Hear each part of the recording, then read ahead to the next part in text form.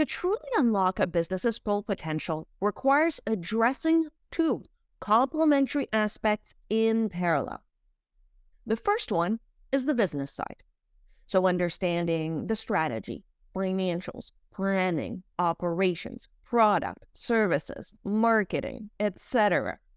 So all that comes together to make a business functional.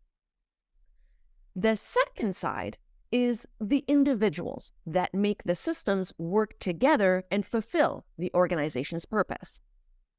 Now, because many entrepreneurs frequently start out by themselves, they typically will focus more on the functional side of things to build enough of a profitable business to, let's say, start paying themselves.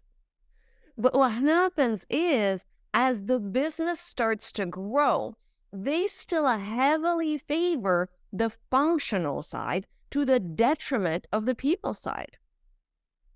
So what can micro business owners do to ensure that they are growing the people at the same time as the business?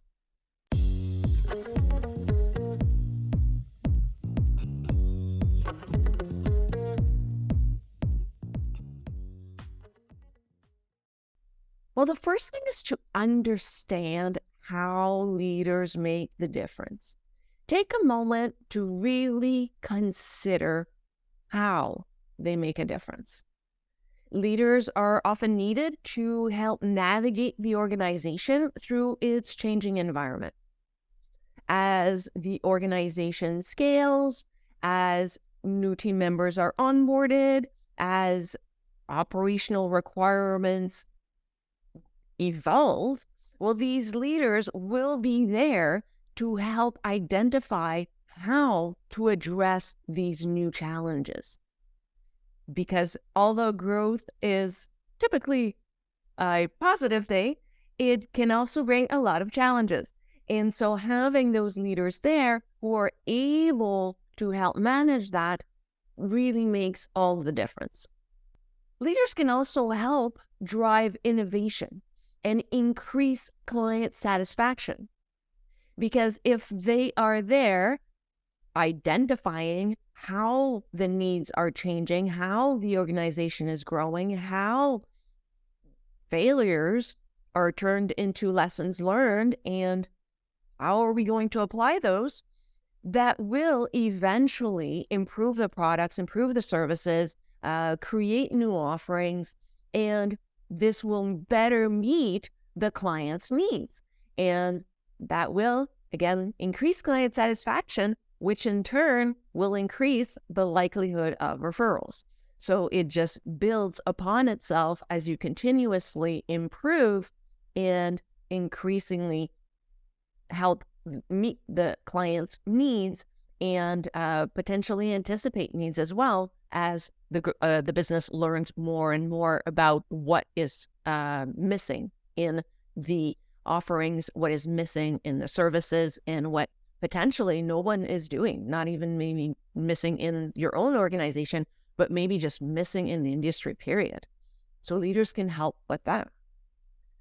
Another aspect that leaders help with is retaining amazing team members, because as we know, we've heard it before, people tend to leave bad bosses as opposed to bad jobs, something like that.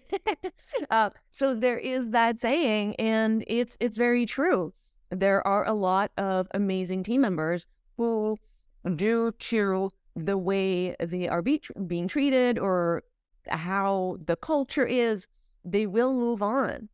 And if you have really great leaders within your organization, then there's actually a higher likelihood that you will be retaining these team members. I'm not saying that no team member will ever leave, even if you have the best leader ever. There are many, many other reasons why team members choose to leave, but the experience might be very different, and potentially them even recommending your organization. And so leaders can help retain these amazing team members. And keep in mind, turnover is costly, so investing in your leaders will actually decrease your turnover costs. Another way that new leader development or leader development is key to the organization is, as I mentioned earlier, as the business grows, then there comes a need to learn to delegate and train. And you might be like, oh, I know how to delegate. I just give everybody else my work. No, that's not delegating. Delegating is more than just passing on a task. We have to take the time to explain what it is, train how to do it, support them as they ramp up and become proficient at doing the task. So in true delegation actually involves also checking in. How are they doing with the task? How are they feeling? And making sure that they are supported, properly supported, so that they can perform the task in a way that will be actually an asset to the organization as opposed to a detriment to the organization, in that if they do a task, but they haven't really learned how to do it properly, then there could be all kinds of mistakes happening, and they're not always perceptible until it's too late. So learning to delegate is also training the person on how to do it, and explaining why it's done and the context of it. And the more that they understand, the better they can perform. Because if they have the full picture of how this task fits in, how it impacts the organization, how it is essential to this machine, I'm going to call it, then the better they can adapt, modify, tweak, and improve how the task is done itself.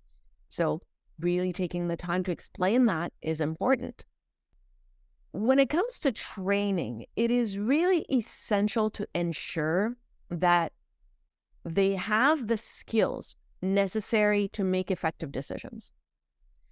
If we're going to take the time to delegate and train, then again, it comes back to explaining the strategy, explaining how it fits in, explaining why it's important, the impact on the client. So when we want to provide training, we don't want to just say, oh, okay, let's do this because it sounds good. Or, hey, I have extra profit. Let's spend it on training because I'm told that training is important. Like, really take the time to ensure that it's to elevate those skills, to elevate decision-making, to elevate how to manage other team members, to elevate how to lead the company to success. And that type of training in the right leaders can really do that.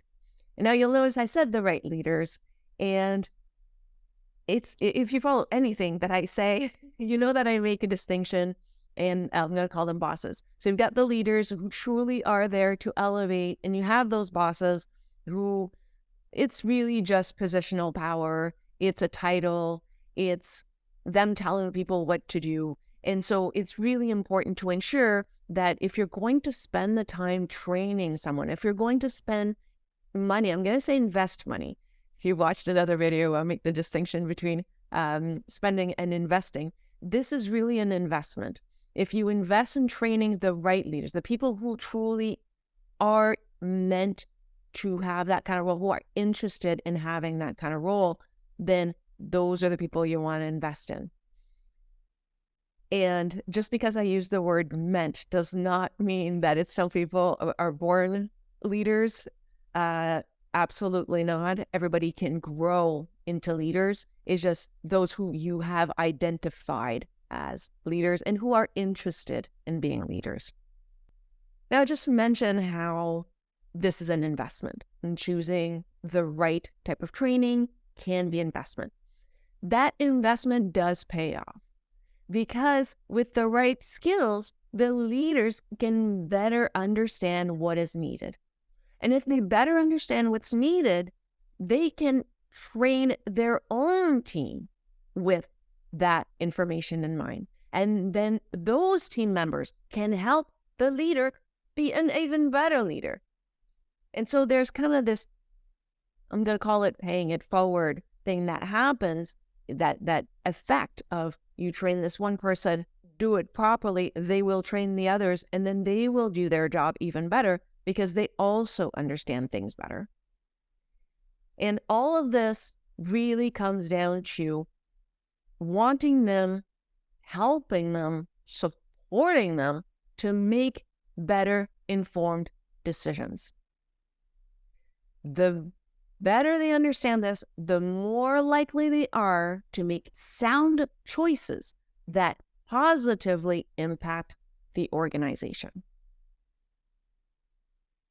Now, at this point, you might be saying, yeah, okay, this all sounds great. I'm convinced, but we just don't have the money. And I get that. Absolutely.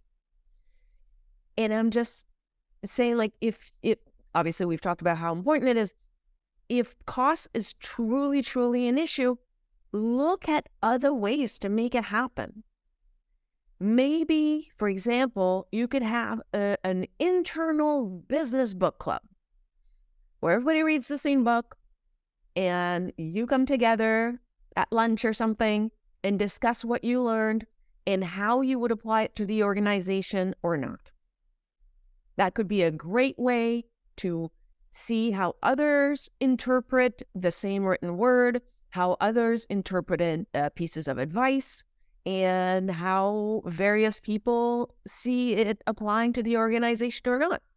So that is just one simple, pretty low cost way of training the team. And that could be an opportunity as well to say, okay, I see it applying this way because, and then this ties into our long-term plan, that kind of thing. So it just opens up those potential conversations. And if that's not an issue, maybe it's a question of exchanging services. Maybe there's another organization similarly sized who is going through very similar challenges who would be happy to exchange services with you. And then the two of you could complement each other and just train each other's teams. So that could be an option as well. So obviously, I've been focusing a lot on training the leaders and how that was key to the organization. There needs to be a balance.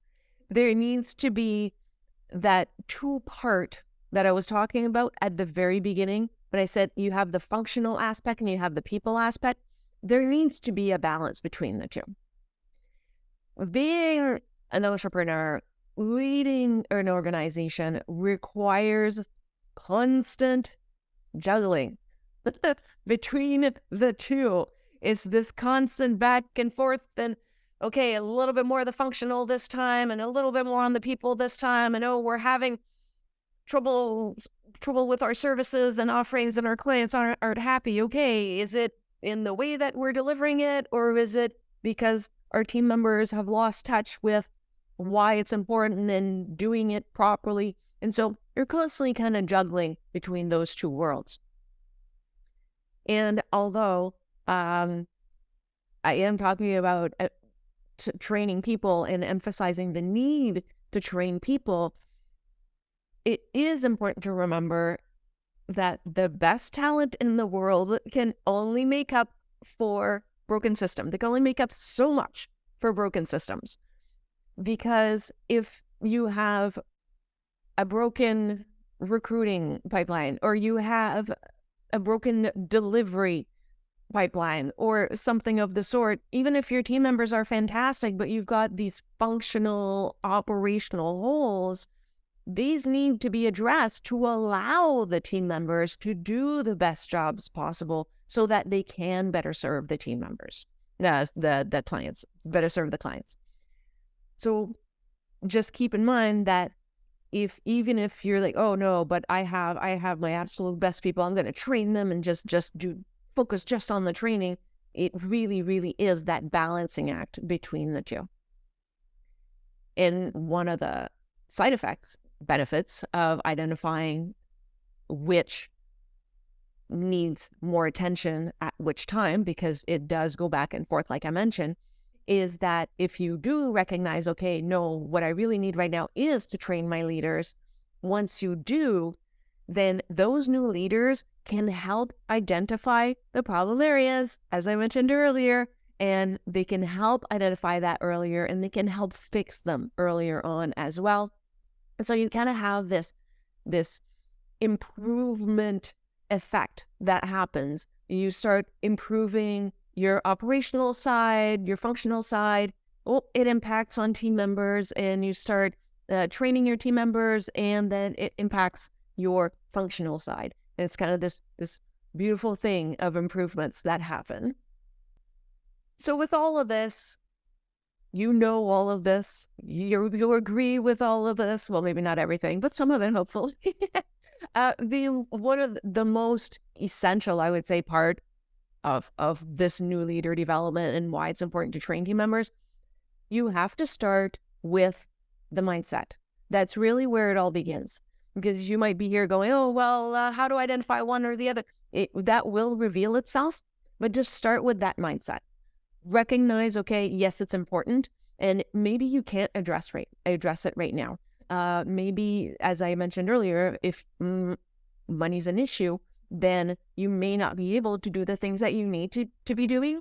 But at least if you keep it in mind, at some point, you will find opportunities. And so start with that mindset.